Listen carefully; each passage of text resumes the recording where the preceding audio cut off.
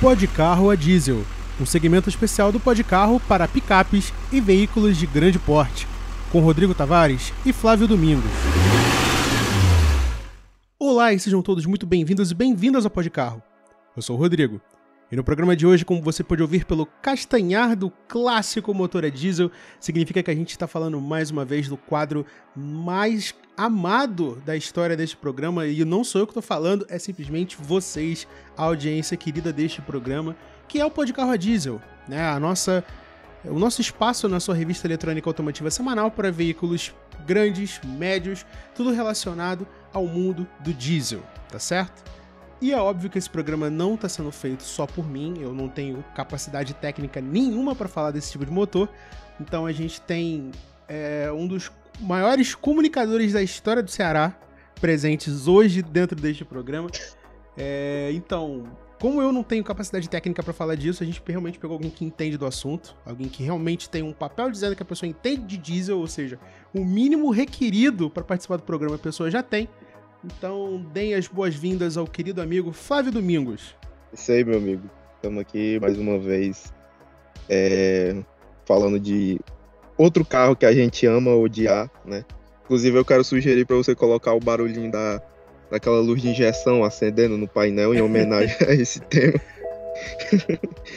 E é isso aí. A gente vai falar algumas curiosidades, vai contar toda a história, vai ser bem legal. E é óbvio que quando a gente está falando do GPC, que é o Grupo Podcarro de Comunicação, né, a matriz empresarial, que é o guarda-chuva que compõe toda essa loucura que é o Podcarro, a gente tem uma participação especial hoje, né, o nosso querido amigo de bancada, o único outro jornalista que faz parte da equipe, ou seja, para eu não cometer gafes jornalísticas sozinho, o nosso mesquitense profissional e fã incondicional de Land Rover, né, que já adiantando a pauta que provavelmente vocês já viram pelo título.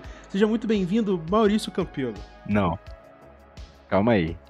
Primeiramente, obrigado pelo convite para participar do Podcarro a diesel. Saudações meio esquisito, mas não sei. Boa noite. Quem tá gravando de noite, então boa noite a Rodrigo e Flávio. E olha só, eu não gosto de Land Rover, eu gosto da Defender.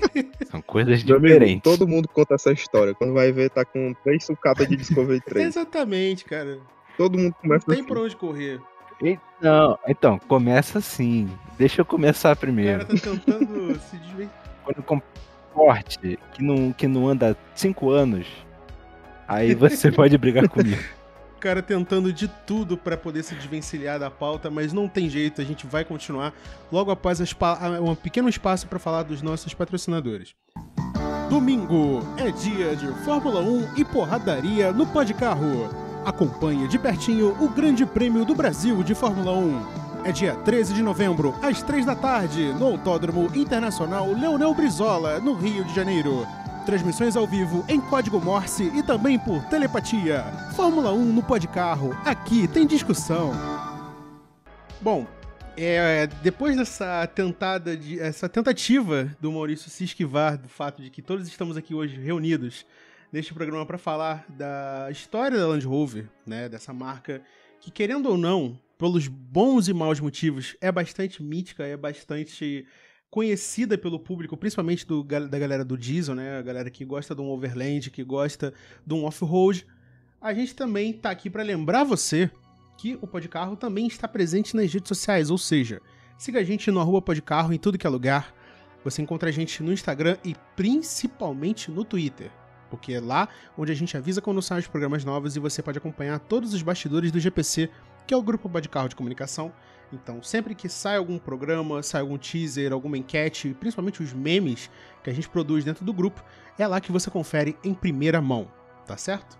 Então, sem mais delongas, vamos direto pro tema do Podcarro a diesel de hoje.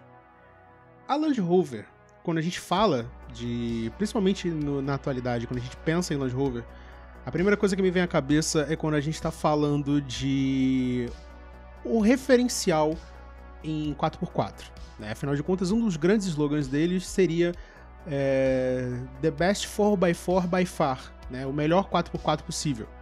Então, assim, em termos de referência nós temos de tudo, em termos de problemas nós também temos de tudo, mas eu vou abrir aqui pro especialista do assunto falar sobre. Então, Flávio, por gentileza, diga pra mim, pro Maurício e para o público que está nos ouvindo, como começou essa história maluca chamada Grupo Land Rover?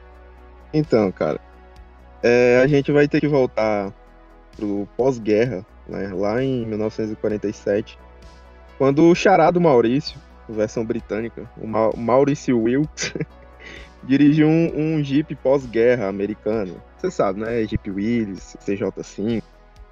Na época ainda era o CJ3B. Ele dirigiu nos arredores do sítio da família dele lá e ficou fascinado pelo projeto, né? Por toda aquela coisa de simplicidade, de você poder desmontar em meia hora o carro. Ele ficou fascinado por aquilo e ele apresentou a ideia ao irmão dele, o Spencer. E uma curiosidade é que os dois, na época, trabalhavam numa montadora chamada Rover. Vocês estão ligados, né? E eles levaram até a diretoria da empresa. E foi aí onde eles, em conjunto com os executivos, começaram a juntar esforços para produzir o carro. Porque a gente sabe que não seria fácil, né? Já que a Europa estava devastada naquela época, né? E foi aí onde, depois de várias tentativas, surgiu o Série 1, né? O Rodrigo deve estar colocando uma foto dele aí na tela, pra vocês conhecerem. E ele foi o primeiro modelo assinalado Land Rover. Essa ideia do nome Land Rover foi uma junção do nome Land, né? Uma alusão aí a veículo off-road, com a marca Rover. Então tem essa ligação direta aí, lá no começo. E ele começou a ser desenvolvido em 1948, né? E pelo que a própria marca, a própria Land Rover conta, o Série 1 foi o primeiro carro de produção feito inteiramente de alumínio. Então o chassi era de alumínio, tudo era de alumínio. Era um Jeep completamente feito de alumínio, inclusive até o volante era feito de alumínio. Deus do céu. Então, você imagina aí como é que deveria ser, né? E essa história de alumínio, do material, ela vai perdurar aí na história da Land Rover. A gente já vai contar. E a razão por trás dessa inovação, entre aspas, né, foi a falta de aço na Europa, né? Pelo que eu já falei anteriormente, teve a Segunda Guerra Mundial, que terminou em 1945. Só que, né, como a gente já sabe pelo que conta a história, os efeitos perduram, né? Então, a falta de aço fez com que eles se revirassem, se mexessem para tentar fazer um carro de alumínio. E isso deu muito certo. Muito certo. E também esse fator do pós-guerra também teve outra influência na Série 1, na cor. Então, todos eles saíam com a cor verde militar, né, da aeronáutica britânica, porque era a mesma cor, a sobra de tinta que dos caças, né, dos caças britânicos, dos aviões. Sobrou um monte de tinta e basicamente foram lá pegar e começaram a pintar os carros dessa cor, porque era o que tinha, entendeu? Era basicamente o útil ao agradável, né, unindo aí as necessidades. E aí, outro fato interessante, né, agora a gente viaja aqui pro Brasil do final dos anos 40, é que o Série 1, ele foi trazido pro Brasil no primeiro ano de lançamento. Olha só que interessante. Então a Land Rover não é novidade no nosso mercado, né? Por mais que seja um carro de nicho. E olha a coisa mais bizarra. Sabe como é que era feito o pagamento desses carros aqui? Eles importavam, sabe como é que eles pagavam? Em laranja. Isso mesmo, em laranja. Meu Deus Porque laranja estava completamente em falta na Europa, eles não tinham fruta, pomar tinha desaparecido. Na época ainda tinha muita região rural. Então tudo foi devastado pela guerra, então eles estavam precisando de suprimentos, né? Naturalmente. Então eles estavam aceitando de tudo, meu amigo. Então sim, os primeiros Land Rover foram pagos com laranja, meu amigo. Pra você ver como a história tem dessas, né? Inclusive, deixa eu só fazer um adendo ridículo aqui à fala do Flávio. É que, assim, uma curiosidade pro público. a sede do Grupo Pode Carro de Comunicação, que atualmente fica em Campo Grande, do Rio de Janeiro, é onde era o maior polo produtor de laranja do estado do Rio de Janeiro, na época, estado da Guanabara. Então, é assim, um fato que não tem nenhuma relação com o que o Flávio falou, não tem importância nenhuma, você vai esquecer isso daqui 5 minutos, mas eu quero deixar isso aqui registrado, porque é a única coisa boa que tem sobre o meu bairro. Então, assim, só um momento Campo Grande, né, no meio do programa. Flávio, pelo amor de Deus, me tira dessa arapuca que eu mesmo me coloquei e continua com o assunto. Não, eu só vou dizer que eu recomendo você sair cavando o seu bairro inteiro, que talvez você ache uma série 1 enterrada. Ai, ai. Enfim, cara. Enfim. Aí, como eu mesmo falei, né? O Série 1 fez muito sucesso, né? Pela sua versatilidade. Era basicamente o Jeep Willys versão britânica, né? Pra você ver aí como era o início da história da Land Rover. Então, no decorrer dos anos 50, dos anos 60 e 70, foram lançados o Série 2 e o Série 3. Inclusive, outro fato interessante é que o Série 2 e o Série 3 fez mais sucesso ainda entre os artistas. Então, Paul McCartney, ele tem um Série 2, que ele inclusive recomprou, achou esse carro, restaurou, porque era o carro dele que ele saía com a família, pra você ver que legal. E o Bob Marley, ele tinha um Série 2, e ele tá no museu que conta a história dele, né? O museu tá lá na Jamaica. Ele tem esse Jeep lá, era o Jeep dele, era um Série 2, né? Então, o Série 2 e o Série 3, ele trouxe algumas inovações pontuais, assim, coisa pouca.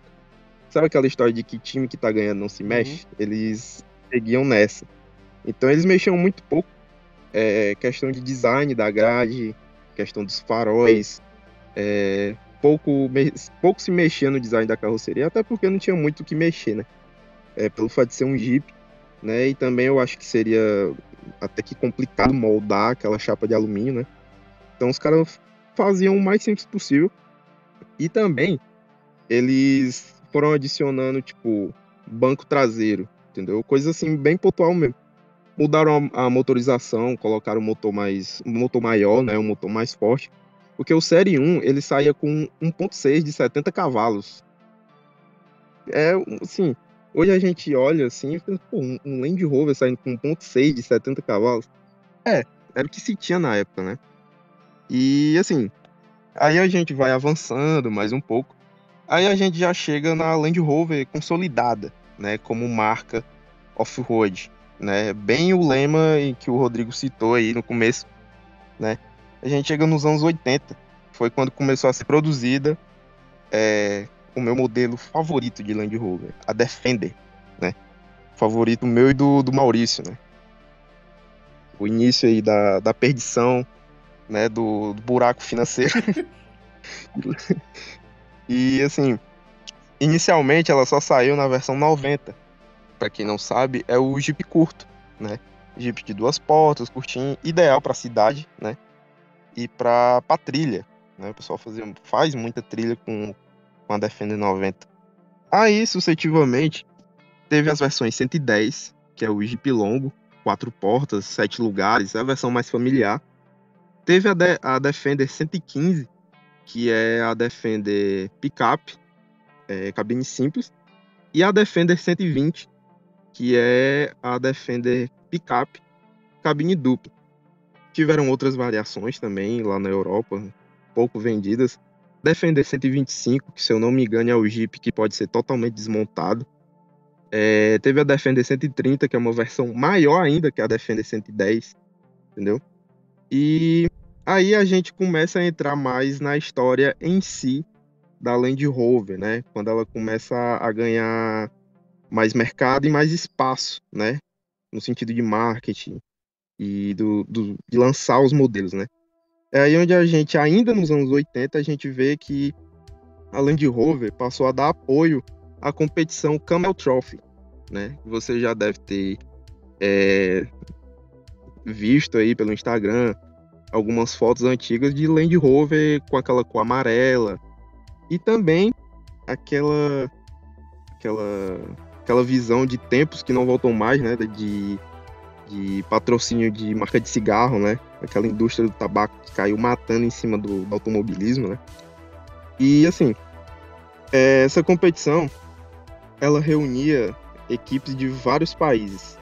Era basicamente provas de resistência que eram disputadas em lugares, assim, muito remotos, né? Justamente para dar essa questão do marketing, né? De ser o 4x4 que passa por cima de pau e pedra, sobe parede, entendeu? E elas, ao longo da década, incluíram Indonésia, Austrália, deserto africano, de tudo que era lugar remoto, que era difícil acesso, eles estavam lá, fazendo o Camel Trophy. E era tudo documentado. Um detalhe sobre o Camel Trophy é que a primeira edição dele aconteceu no Brasil, na Transamazônica, com acho que 3 ou 4 duplas, né, de alemães que tentaram atravessar a Transamazônica, só que na época eles tinham Jeep Willys. Sim. Diz a lenda que eram carros alugados até. Mas não dá pra ter tanta confirmação. Mas a partir do ano seguinte, conseguiram vender a ideia para a Land Rover, que apoiou a competição, entregando, né, oferecendo carros modificados para esse sentido. E alguns anos depois, eu tinha até o coisa aqui. Tá aqui, acho que tá aqui. Começou em 80, né, ainda com Jeeps. 84, voltou pro Brasil, 89... Essas são as últimas edições do Brasil. Só que a própria Land Rover... Perdi aqui, deixa eu achar. A própria Land Rover considera as edições brasileiras, mais precisamente a de 89, como o Camel Trophy mais emblemático, sabe? O mais difícil para os carros dela. Então você vê como que uma competição ajuda até a vender carro, né? Com certeza. E outra coisa interessante é a edição Rumo à Floresta Amazônica, que aconteceu em 1989, foi justamente o lançamento da Discovery 1. O primeiro modelo da Discovery, muito do marketing dela foi feito lá. Então, se você pesquisar material de época, você vai encontrar muita foto da primeira Discovery lá no Camel Trophy, passando pela Floresta Amazônica, aquela coisa toda. Aí, pegando o gancho aí, eu vou falar um pouco da Discovery, né, que foi outra proposta inovadora da Land Rover, que foi a de unir o extremo conforto com a capacidade off-road, porque até então o principal objetivo da Land Rover era simplesmente fazer carro 4x4 que fosse durável e que passasse por tudo, né? Aí sentiam a necessidade de ganhar outro mercado, que era o mercado de nicho, né? De carro mais premium, mais luxuoso. Foi aí onde eles vieram com a Discovery, né? E aí, nesse meio tempo, também estava sendo desenvolvido os Range Rover, né? Que o Maurício já vai contar um pouco mais da história dos Range Rover. Mas o primeiro modelo, assim, foi a Discovery, né? E ela tinha um pouco menos de glamour que os Range Rover, né? Então, digamos que era basicamente um luxuoso de entrada, se é que isso existe, né? Mas ela vinha com versões V8 e vinha com um diesel. Adivinha com qual motor, Rodrigo? Ai, meu Deus, eu tô com muita vergonha de tentar alguma coisa aqui e ser depois incrivelmente linchado, porque eu sei que vem... eu sei o que é, eu vou soltar, eu espero que você não me agrida verbalmente. Me diz que não é aquele motor problemático que tinha na F1000. Você não poderia ser mais certeiro, meu amigo. Meu Deus do céu. Maxion 2.5, turbo diesel. Caraca, cara, quanto mais a gente tenta correr do Maxion 2.5, ele continua na nossa cola, que ódio. Mas pra você ter ideia, esse Maxion 2.5 é o motor mais durável e mais confiável dos Land Rover. Então, se você tá querendo se aventurar, dica, se você tá querendo se aventurar nesse mundo de Land Rover, procure uma Discovery 1 manual com esse motor diesel 2.5, ou então a Defender. Ah, outra coisa, que eu não contei sobre a Defender. Sabe o que é que fazem muito hoje em dia? Pegam a Defender e colocam motor e câmbio de Hilux. Deus Eles do colocam céu. aquele 3.0. Tem. Inclusive, eu já mandei um anúncio de uma Defender desse mesmo estilo. Motor de Hilux, câmbio manual, inclusive. Por 70 mil, eu mandei na época no Pó de Carro. Tava completamente original, esteticamente. Era verde, com aquele teto branco. Só que você abriu o capô, via lá o símbolo gigantesco da Toyota lá. Naquela capa de motor. Então é muito interessante. Fazem resto mod. Porque esse motor 2.5, ele é meio capado, né? Ele é muito melhor na Ranger e na F1000, pra você ter ideia. Na Defender, ele tem menos torque e menos potência, porque o câmbio da Defender é mais alongado, né? Vale aí a informação, né? Deixa eu ver aqui, que eu me perdi agora. Deixa eu fazer um comentário enquanto você se acha aqui. 2, na verdade. Primeiro, é a única vez que eu vejo Ford se dando bem em alguma coisa, porque a gente tá vendo um favorecimento da marca que, na época, era dona da Land Rover, tá? É importante frisar isso pro público, que nos anos 90 a Ford era dona de... basicamente dona da Europa toda, né? Comprou a Land Rover, comprou a Jaguar, isso vai virar assunto para daqui a pouco, e também a Aston Martin, que basicamente era uma Jaguar mais de rico. Então, assim, bizarro. E outra coisa, a Defender com motor e caixa de Hilux, eu acho que, assim, é o sonho mais proibido que o Maurício possa ter na vida dele, porque é a junção do estético com o funcional. Ou seja, tudo isso envolto no símbolo da Toyota, ou seja, aquilo ali é literalmente o sonho da pessoa. Você concorda, amigo? Você pode tirar onda de carro britânico, mas sabendo que ele nunca vai quebrar. É o melhor dos dois mundos. Meu sonho, cara. Meu Deus do céu. Imagina. E um fato curioso sobre a Defender é que, bom, hoje a Defender passou por um novo modelo, né? Defender que é vendida hoje. Mas foi praticamente o mesmo modelo vendido de 83 até 2016. Sim. Então... Isso é o mais impressionante. Eles não mexeram em nada. É basicamente o Fusca dos off-road, entendeu? E o pior é que o design funciona. O Flávio falou, time que tá ganhando não se mexe. Exatamente. A Land Rover levou isso ao pé da letra, até não dá mais. Sim. Mano, sabe os lá da Niva que a gente vê? Só recalchutado com farol de LED, com injeção eletrônica. Sim. Pronto, é a Defender. É a Defender. Aquilo ali, as últimas Defender. Só que eles faziam e cobravam muito caro por isso. É, claro, né? Britânicos, né? Se a terra não é deles, eles vão cobrar por isso. Inclusive, exatamente. Deixa eu só fazer uma pergunta banal aqui, que eu sei a resposta de vocês, mas eu vou fazer de qualquer jeito.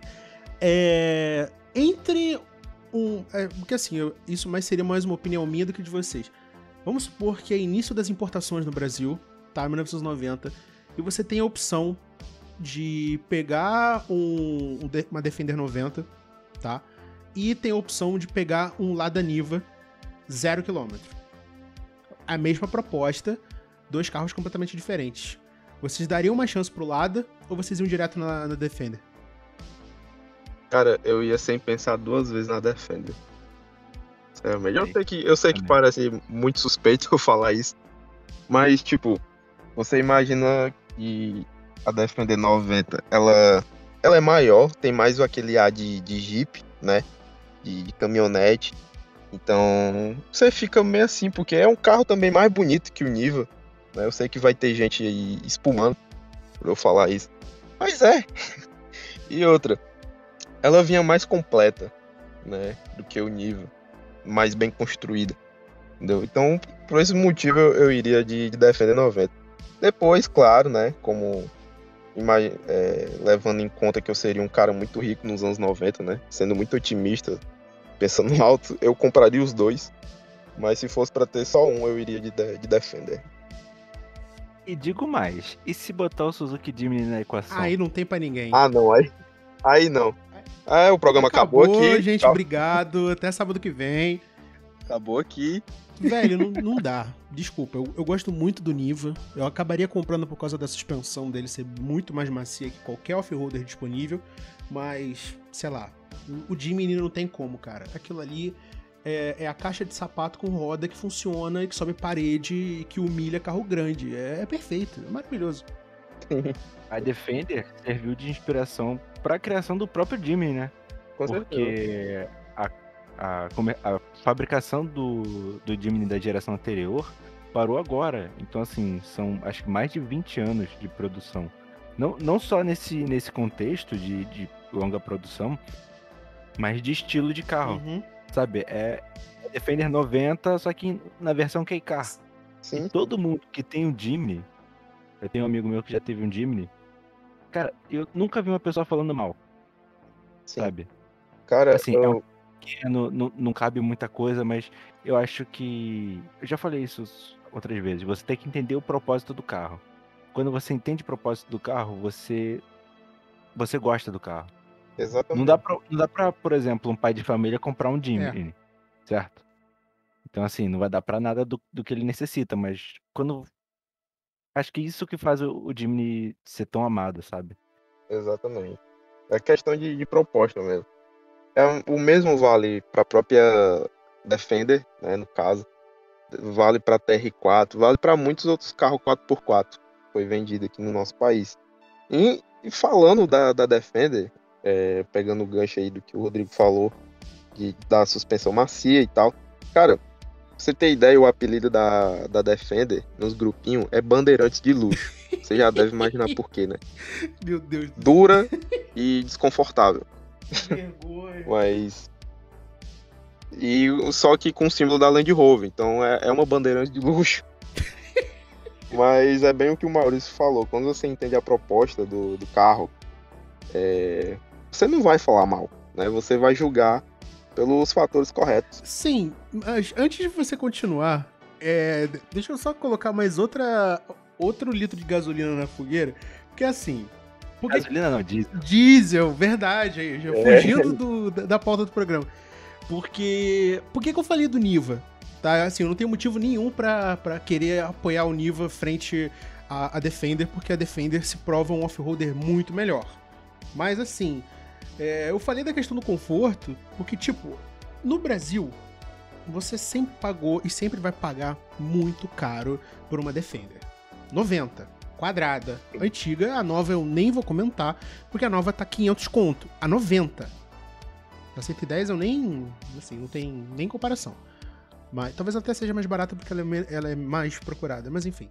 É absurdo você pagar tanto por um carro tão espartano.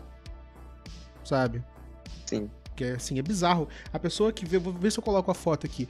A interna da Defender... E, tipo, eu coloco isso na conta da primeira... Não exatamente a última, porque a última já tinha opção de câmbio automático e tal. Da primeira a mais ou menos ali meados dos anos 10, já com câmbio, ainda com câmbio manual, a porta é tão fina quanto a porta de um Fusca. Não tem espaço pra tu apoiar o braço, irmão. Porra. Com perdão da palavra. Exatamente. Coisa horrível, velho. Assim, não dá pra justificar tu pagar quase 200 conto num carro desse. Desculpa. Mas enfim, continuemos. Mas eu mostrar iria que existe penhorar Jimny o terreno de casa por uma Defender. Caraca, a gente esse grupo só tem doente, cara. Não tem como. Um querendo comprar um... Meu amigo, tá aqui as escrituras. Cadê a chave do bicho? Velho. E sabe o que é o pior? O pior de tudo é que dá pra você morar em uma Defender. Na O 90... problema de tudo é isso, cara. Pô, na 90 eu acho difícil, cara. Desculpa. Não, na 110 você mora dentro tranquilamente. Faz uma barraquinha se você quiser ar fresco. Se botar uma coisinha no teto, não dá não na 90? Não, dá não, cara. Pelo amor de Deus. Só de pensar de estar no banco do motorista eu já sinto claustrofobia. Imagina atrás. Dá não, velho. Desculpa. Se fazem uma overland de Porsche 911, só botar a barraquinha em Tu cima. não falou isso, não. Por que tu foi falar isso, Flávio? Pelo amor de Deus. Não. O Maurício tá aqui, cara. Você acha que a disputa aqui vai ser... Me fugiu agora. Continue. Enfim, não tem como, assim... Ah, sei lá, continua, Flávio. Volta pra história, a gente se perdeu. Agora o pessoal, todo mundo pensando que a gente já tá fugindo do propósito. Vamos voltar pra história. Vamos botar o factual de volta no programa. Eu sei que você tá com a aba da OLX aberta procurando Defender 90. Se não me engano, Rodrigo. Então, eu fui procurar o nível, eu não vou mentir, tá? Mas assim, vamos focar. Não vamos focar nos meus pecados, por favor, voltamos ao programa. Sim, aí o Maurício falou um pouco do Camel Trophy, né? E eu falei um pouco da Discovery. Aí a gente avança um pouco na história da Land Rover e a gente chega em 1996, quando foi lançada a Freelander, né? Basicamente um SUV compacto, né? Que tem outro apelido muito bom para Freelander, Export de luxo. Eu com certeza teria esse carro também da Land Rover, porque é uma proposta muito legal. É uma proposta de um Land Rover de entrada e barato, que você pode manter com mês de R$30 mil por mês. Não tem aquilo de suspensão eletropneumática, é um motor confiável, câmbio confiável. Claro que a gente sabe, né, que tem aí seus donos ruins, né, que deixa o carro em ponto de sucata, mas a concepção do projeto da Freelander é muito boa, né? E um fato interessante é que ela foi um dos primeiros conceitos de SUV compacto na época. Então, mais uma vez que a Land Rover inovou, né? Então você imagina você no salão do carro em 1996 e você chegando no stand da Land Rover e vendo lá aquele Land Rover minúsculo, menor que a Defender 90, e se imaginando que coisa é essa, né? É um Land Rover de mãe rica levar os filhos para a escola, né? E também se via muito bem de off-road, porque ela também saía com câmbio 4x4 e ela também foi usada no Camel Trophy, né, em outras edições.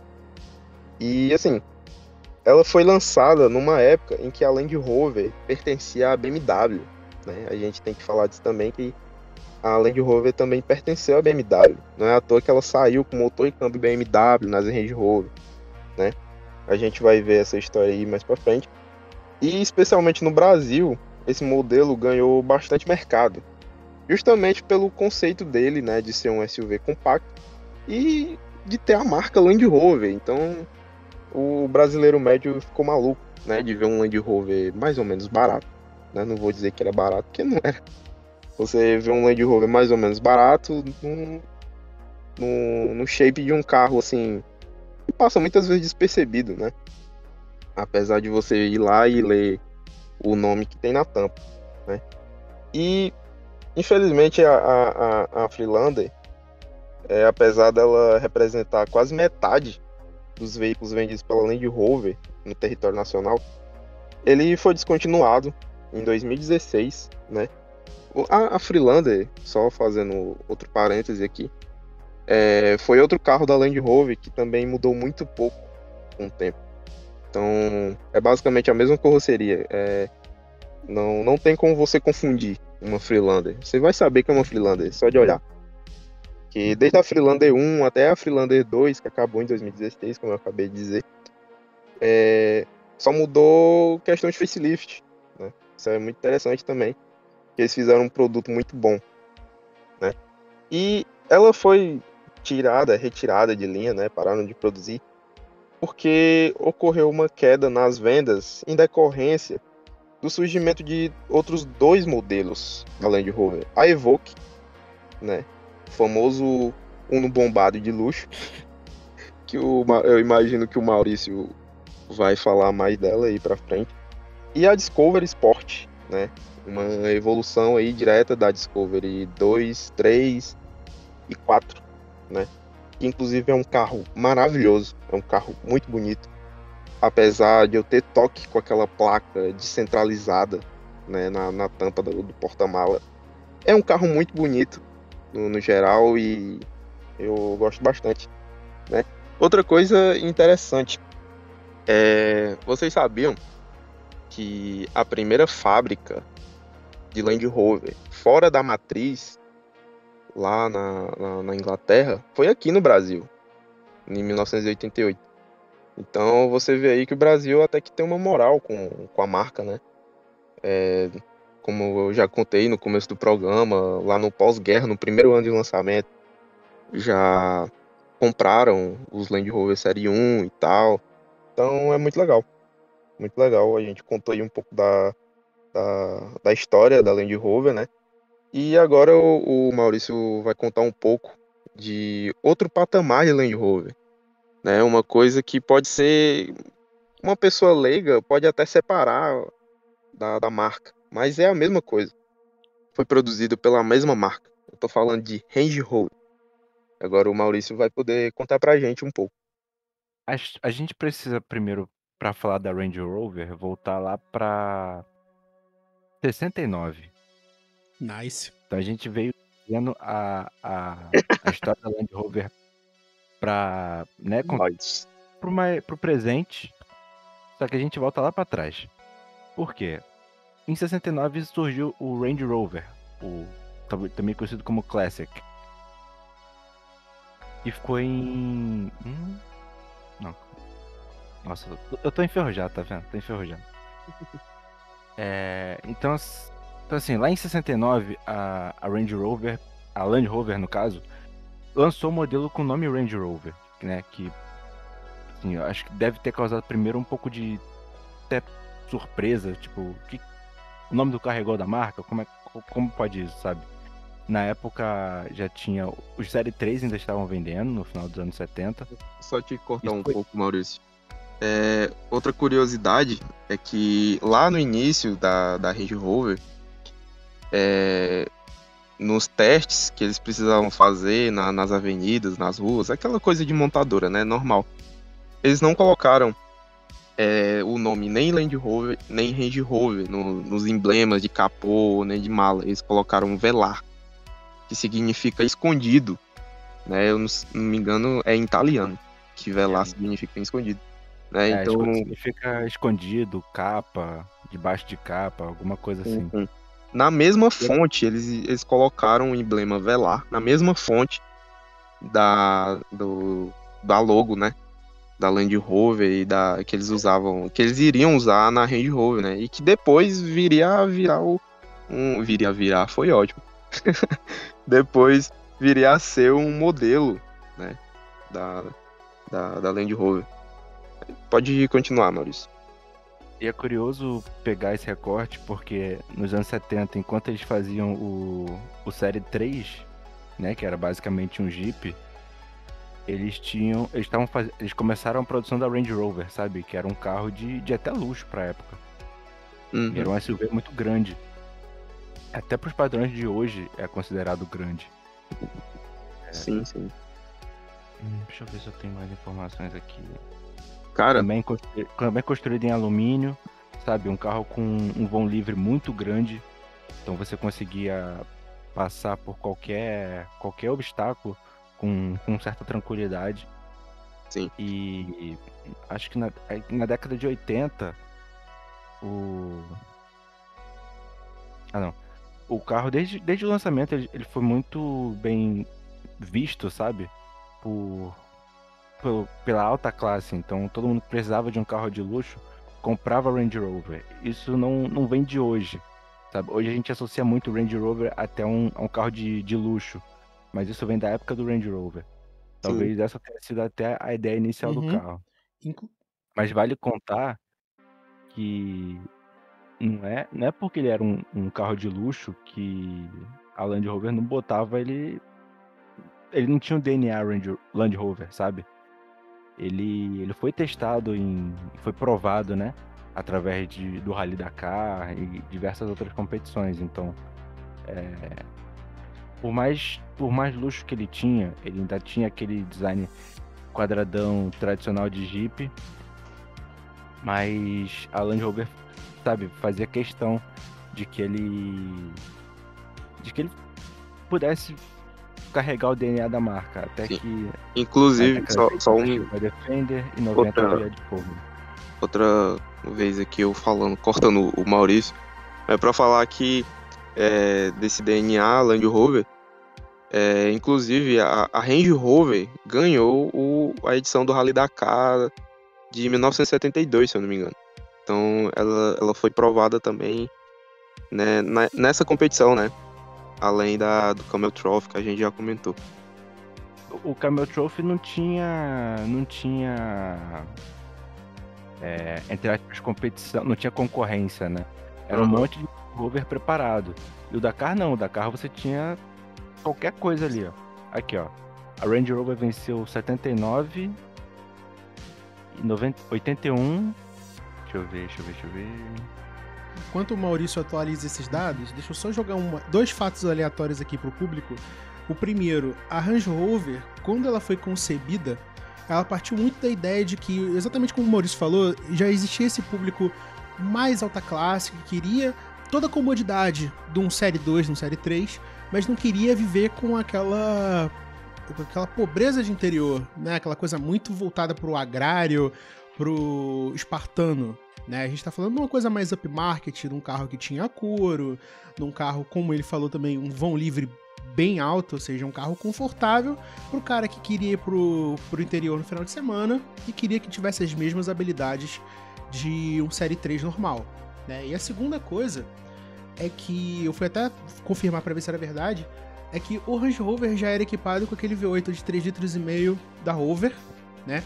Que por sua vez é aquele V8 que eles compraram da Buick e que fabricaram sob licença até dizer chega.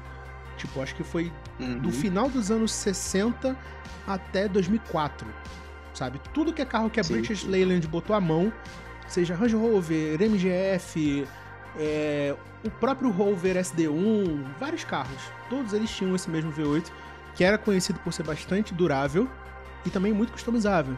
E por não ser um projeto deles, tá? Sempre que você vê um V8 Rover, esse carro não é britânico de coração, esse carro é norte-americano. Ou seja, a colônia entregando alguma coisa aí pra mãe deles, né? Então, assim, trágico, mas é verdade. As vitórias da Range Rover foram só 79 e 81. Mas foi o primeiro carro a vencer o Dakar, né? Então, assim, é muito importante, é muito simbólico, até pra marca. Com certeza. E aí, trazendo um paralelo mais recente, isso é até o que dá o gabarito, né? O pedigree para Land Rover poder produzir a Discovery, a Freelander e, consequentemente, as evoluções dos modelos. Hoje, a Range Rover se tornou meio que uma divisão de luxo da Land Rover. Para muita gente que acaba chegando na história, fica muito confuso de entender, né? O que é Range Rover, não sei o que, mas chegou um momento em que a Range Rover passou a ser os modelos mais luxuosos. Embora todos os modelos de Land Rover, tirando a Defender, são Range Rover, né? Eu acho que é a Range Rover Sport, Land Rover, Range Rover Velar, Evoque. A Discovery não é. Discovery e Discovery Sport não são. É só a Defender e as Discovery que não são abaixo, né, da linha Range Rover. Então, é curioso ver como evoluiu, sabe? E, curiosamente, são as versões mais, entre aspas, em conta. Porque se você for comprar a Evoque, que apesar de ser... Eu acho que a Evoque era sempre o Range Rover mais barato. Ou até o Land Rover mais barato. Só que a pegada dela é mais visando esse público que procura um SUV, sabe? Um SUV de luxo, ou então que compra carro pela marca, pelo que aquela marca significa. E a Range Rover, além da marca Range Rover, a Range Rover traz esse requinte, sabe? Então, assim, tanto que a Evoque ficou muito popular, não só no Brasil, o pessoal, às vezes muita gente acha que essa popularidade que a Evoque tem é só brasileira. Não, isso acontece em outros países também. Porque era exatamente essa a intenção da Land Rover, né? E, consequentemente, dos donos dela, que nessa época já eram a Tata. Depois a gente pode explicar essa linha do tempo um pouco mais de calma. Mas, sabe, popularizar o segmento de SUV de luxo. Que a Freelander, a Discovery... Foi a Discovery? Aí, tá vendo? Já tô confundindo. A Freelander inicia nos anos 90 com a proposta de um Land Rover mais em conta, que você pode usar para tudo. Só que aí já chega na Evoque e, consequentemente, em todo o resto da gama Range Rover, já são carros mais luxuosos, voltados para o uso diário, sabe? Eu acho que quando a Evoque entrou em linha, meio que virou uma salada russa de modelos, porque, como você bem falou, a Evoque, apesar de ser um carro de entrada, né, basicamente o EcoSport deles, porque usava um motor EcoBoost, inclusive pouca gente sabe disso, se eu não me engano, 2.0 turbo, do Fusion, né, e era Range Rover, ou seja, o carro de entrada era um Range Rover e acima dela você tinha eu não sei se a Freelander ainda vendia, a Evoque foi lançada o quê? 2014? 2 vendia ainda. Então, você tinha EcoSport, tinha EcoSport 4x4, né? Aí depois tinha o quê? Tinha a própria Defender, né? Ainda... Tinha Discovery 4, Range Rover Sport, e aí a Range Rover. Cara, que loucura.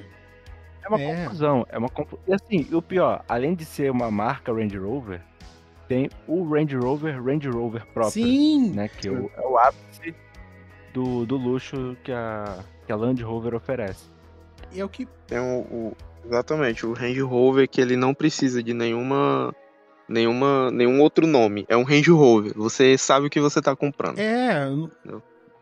E se você quiser ainda mais luxo, você compra a versão Vogue. E se você quiser mais luxo ainda, você compra a Range Rover Vogue Autobiography, que é maior ainda. Aí me pegou no fundo do meu coração essa aí. E tipo, o que é mais engraçado, eu acho que no Brasil, as Autobiography, elas tinham Autobiography curta e a Autobiography LWB, Long Wheelbase, maior. Ou seja, Range Rover, Vogue, Autobiography, Long Wheelbase, ou seja, tudo. 1 milhão e cacetada. Vai desvalorizar 90% em 3 anos? Vai. Mas não se... Mas vale a pena. Simplesmente passa o cheque a perder de vista, meu amigo, e vai ser feliz. Vai ser feliz nas primeiras 3 semanas. Mas não, vá ser feliz. Os caras... Ai, meu Deus, o cara quando for trocar essas bolsas de ar, putz, grila. Inclusive, quando o Maurício falou da Discovery, eu lembrei de uma coisa aqui. Eu posso falar agora ou você quer continuar com a história, Maurício? Porque esse assunto é off-topic. Não, pode continuar. Tá. Assim, é uma confusão a história da Range Rover, e eu acho que a confusão vai ficar ainda maior. Mas a verdade é que esses modelos acabam se misturando muito. A Evoque com a Velar, com a Discovery que não é Range Rover, né? E agora, até com a nova Defender, acaba ficando ainda mais caótico, porque você tinha a Defender antiga como aquele carro quadradão, aquele carro raiz, né? Desconfortável, mas que se você quisesse escalar o Monte Fuji, ela não negava. Falava, pode ser, vamos tentar não custa nada.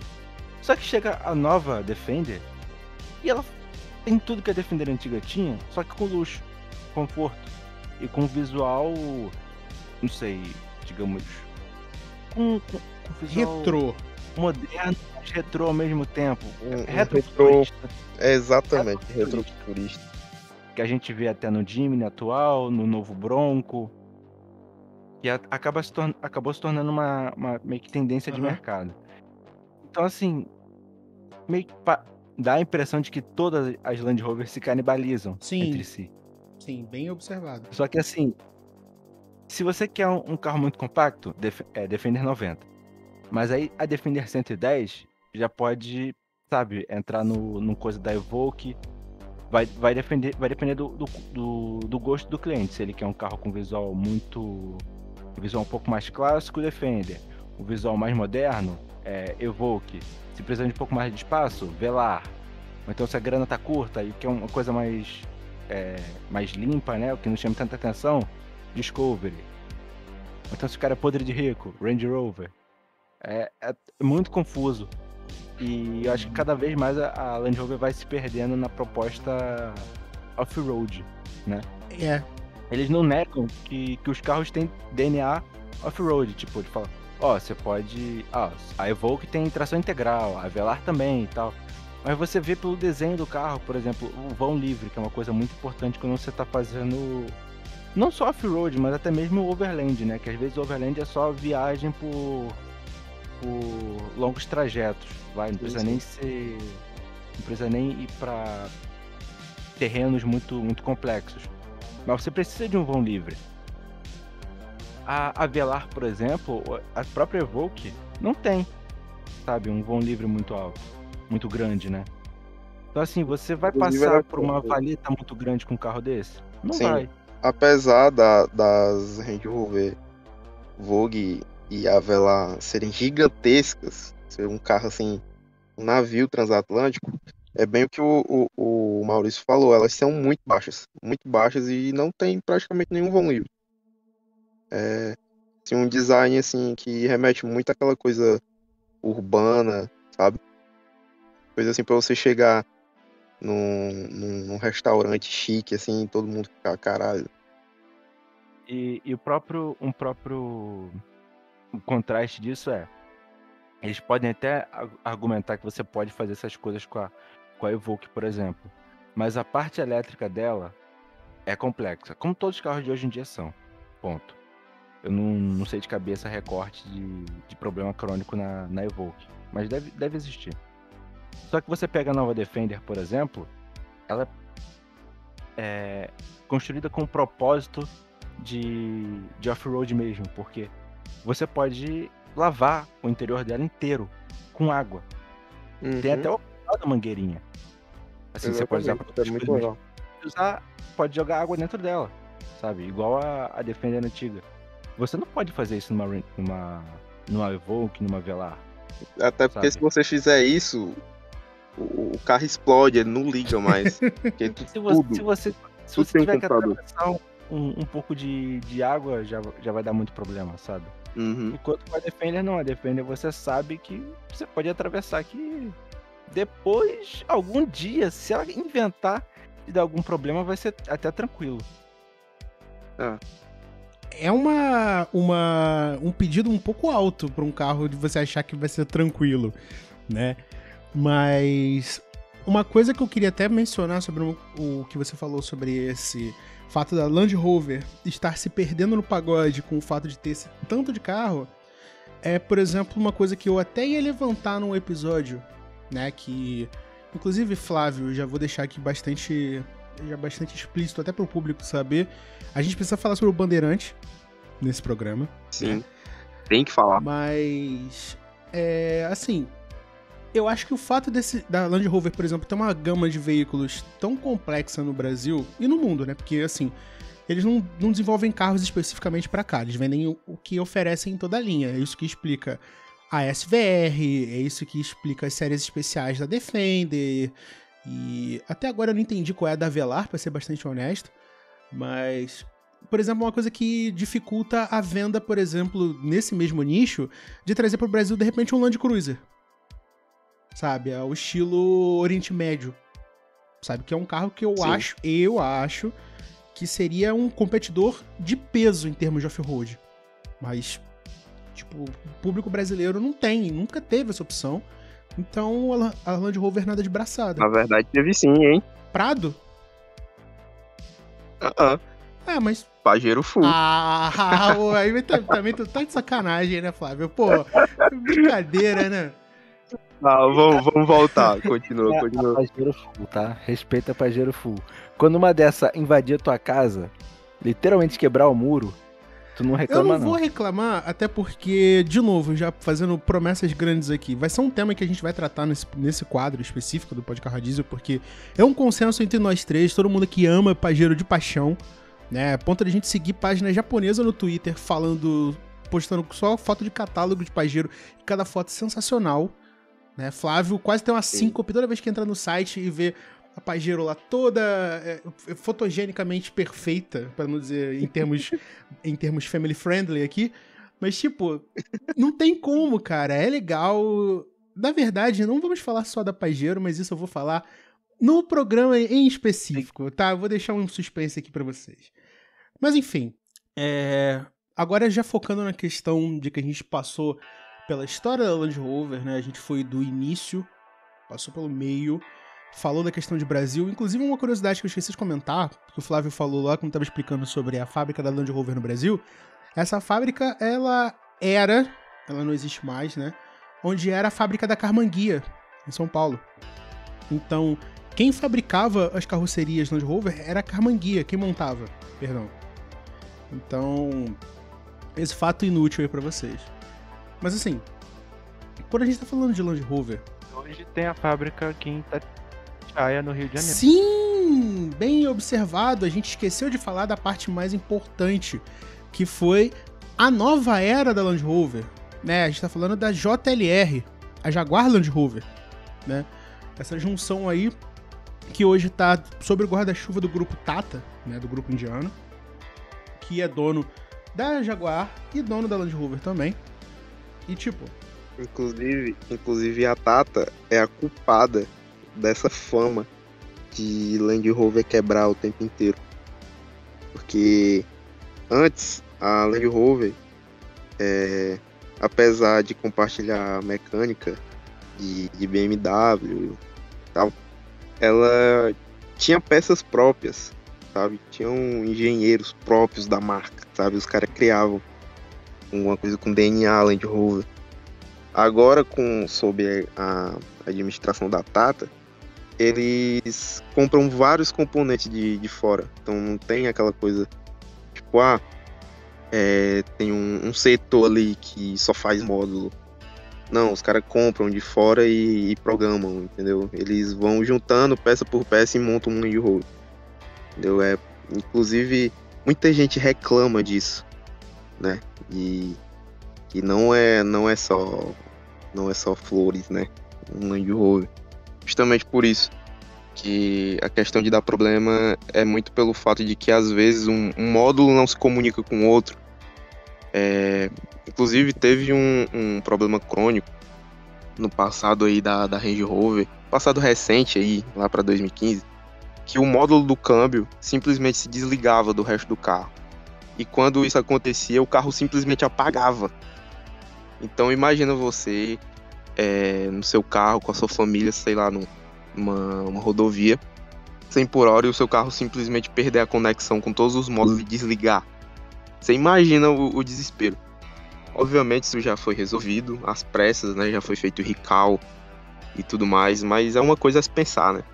É uma coisa pra literalmente afastar qualquer possível comprador desse carro, né? Porque exatamente. Não tem como, a gente tá falando, inclusive eu tô até surpreso, que eu realmente imaginava que a época dos motores BMW fosse uma coisa problemática, né? Porque a gente tá falando ali que quando, por exemplo, saiu aquele Range Rover, eu tô tentando lembrar qual é o modelo dele, eu não vou saber de cabeça, mas aquele que as setas são cristais, ainda é muito quadrado, lembra muito a Range Rover original, ali pelos idos de 99, 2001, que já era BMW, foi quando a Rover vendeu.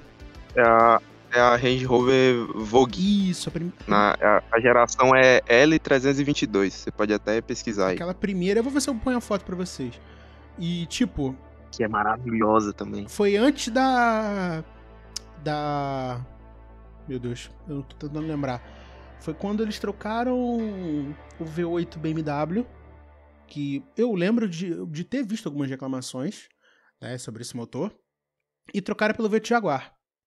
Aí, meu amigo, é que começou a dar BO, né, porque era a época que a Ford já estava tratando a Jaguar como peça de prateleira, e a Land Rover caiu nesse meio caminho, né, quando também puseram o V8 diesel, né, o 4.4, e aí é que realmente começou a ladeira abaixo.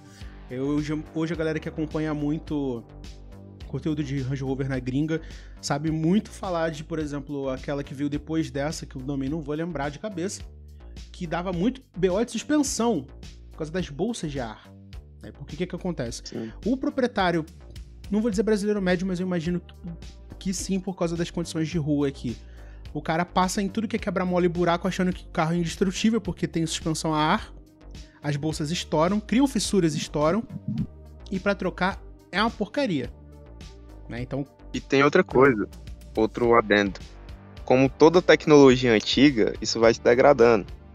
Então, o que dá mais problema nesse tipo de suspensão é o corpo de válvulas, né? O que controla a passagem de fluido e de ar, né?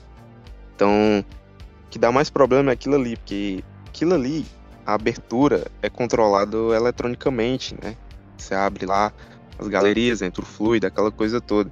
Então aquilo ali é o que dá mais problema nesse tipo de suspensão no geral, né? Que a gente tá falando aí de suspensão eletropneumática, né? E esse problema ocorre nos Audi, que tem esse tipo de suspensão, ocorre nas Mercedes, nas BMW. Então é um problema recorrente, é um problema crônico desse tipo de suspensão. Claro que alinhado com esse problema, esse fator, né? Aí que o Rodrigo citou, se torna um problema ainda maior, né? inclusive, Flávio, falando em problemas de Land Rover, vamos trazer um problema que é muito comum, inclusive até uma coisa que a gente comenta, vira e mexe no GPC, que é o seguinte. Discovery 3, tá? É a Discovery que, mais, na minha opinião, mais se popularizou. No Brasil ela foi um sucesso. Tipo, era o veículo escolhido pela classe alta, né? Porque pelo visual quadradão e tal, favorita das blindagens, né? Por ser um carro já muito sólido, então. Correia dentada. Acho que você meio que já entendeu qual é o caminho que eu quero chegar. Precisa descabinar ou não? Cara, algumas pessoas de autorizada falam que não precisa descabinar o carro, que um magrinho lá com uma mão pequena consegue trocar essa correia muito facilmente. Outras pessoas dizem que precisa sim descabinar, mas que não é um processo que é um bicho de 7 cabeças, que é muito fácil descabinar a Land Rover. Só que cobram muito caro pelo impacto visual, né? E você vê o seu carro separado do chassi. Então aquilo ali você fica, cara, ele deve ter dado muito trabalho. Então realmente vale os 20 mil que o cara tá pedindo. Né? Então tem esses impasses de muita gente ficar de disse e me disse, né? Cada um escolhe o seu modo de fazer a manutenção. O correto é, se você é um dono de Discovery 3 e precisa trocar essa maldita correia, pesquise bastante. Vá em concessionária, vá em autorizada, em mecânico bom de confiança, entendeu? Pra você não cair roubada, pro cara não chegar e falar e não pedir 50% do valor do seu carro. Inclusive, aproveitando a deixa do que o Flávio falou, você aí que tá chegando no conceito de descabinar o carro agora, de separar o carro do chassi, e por alguma razão, talvez porque a sua vida esteja com poucos problemas, ou porque você esteja se sentindo ousado, porque você chegou, talvez, ou na crise de meia-idade, ou tá achando que tá vivendo pouco, e quer uma coisa mais eletrizante na sua vida, antes de você entrar com os 2 pés nessa jaca, que é comprar uma Range Rover antiga, faça uma coisa chamada pré-compra. Pesquise sobre problemas, tenha noção de autorizadas na sua área, veja cesta de peças básicas. E tipo, eu não tô restringindo isso só a Range Rover, tá? Eu tô falando disso pra qualquer modelo. Tá? Acho que... No caso da Land Rover, o ideal é você pegar o carro que você tá querendo comprar e levar num mecânico seu de confiança. Aquela história que a gente sempre fala, né? De levar num mecânico de confiança. Se o seu mecânico nunca viu uma Land Rover de capô aberto, vá numa autorizada, pague o que for numa revisão periódica, mas você não vai estar entrando num campo minado, você vai saber o que é que você está levando para sua garagem, entendeu? Exatamente, assim, a gente brinca muito, mas é sempre importante lembrar que esse tipo de prevenção é o que garante que você faça essa sua compra, que para muitos pode ser uma coisa banal, mas para você é uma coisa importante, não vire um pesadelo, porque a gente sabe que são carros legais. A gente aqui que fica contando os centavos para encher o tanque dos nossos carros diariamente, a gente quer uma bagaça dessa um dia, né? Então, tipo, quanto mais informado a gente tiver, menos chance da gente passar BO, entendeu? Então, assim, é importante, tá? Não trate manutenção preventiva como uma coisa... eu não tenho condições, então eu não vou fazer, vou usar o carro até quebrar. Evita. Não tem essa necessidade. E é exatamente esse tipo de dono que usa o carro até quebrar porque não tem condição, né, se tratando de Land Rover, que também contribui muito com a má fama da marca, né? Que o cara deixa o carro baleado, aí vende por 40 mil reais uma Discovery 3, aí o cara pega, vê que o carro tá ruim e sai falando mal. É exatamente esse tipo de dono. Não seja esse tipo de dono. É, Só entre numa enrascada dessa sabendo de todos os riscos e de todos os valores. exatamente. Aí você não sofre, você não vira mais uma estatística dos grupos e dos memes das pessoas que falam que o carro não precisa descabinar, quando a gente sabe que talvez seja uma necessidade. Então, assim, vamos evitar o problema, né, minha gente? Manutenção é isso, é o importante. E chegamos a mais um final de mais um Pod Carro a Diesel. Dessa vez fazendo essa viagem bastante sucinta sobre a história da Land Rover no Brasil e no mundo, sobre essa grande gama de veículos. Eu quero agradecer infinitamente ao Flávio e ao Maurício por terem participado. E essa é a hora em que vocês dão os seus recados, passam suas redes, falem com a galera, eles estão aqui para ouvir vocês. Mais uma vez, muito obrigado por estar participando, né? Falando dessa gama de carro que eu mais gosto, né? De carro utilitário, carro a diesel. Ainda mais se tratando de Land Rover, que eu sou fã desde pequenininho. Então, muito obrigado mais uma vez. Aguardem os próximos podcasts diesel, que a gente já tem muita coisa boa aí pela frente.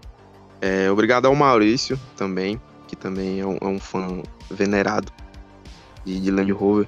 Obrigado ao Rodrigo, né, por toda a participação aqui da gente, essa interação. E obrigado a você que está ouvindo, né? É sempre muito legal todo o retorno, né, que vocês dão para os episódios do podcast. E é isso aí, eu posso dar minhas redes sociais? É claro, e não se esqueça do seu perfil profissional. Ah, com certeza, muito bem lembrado.